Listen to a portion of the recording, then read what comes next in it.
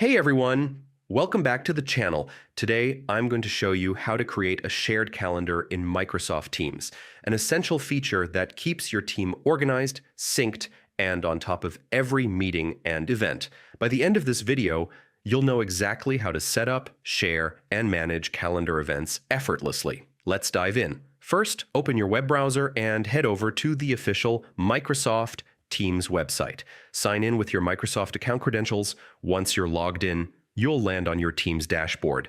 It's clean, easy to navigate, and ready for collaboration. Navigating to the calendar.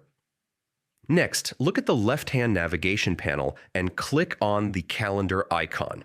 This will open up your calendar view, showing both personal and shared events. This is the hub where all your scheduling magic happens, creating a new event. Now let's create a new event. Click on the date you want the event to take place. A new event window will pop up. Here's where you can enter all the details. Give your event a clear descriptive title so everyone knows what it's about. Then, in the People section, add the attendees. You can select specific team members, or if this event is for the whole team, just select everyone. Saving and sharing the event.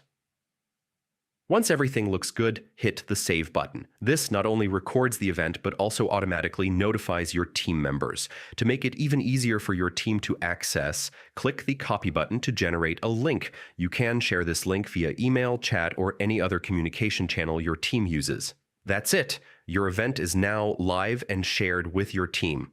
And there you have it. Creating a shared calendar in Microsoft Teams is that simple.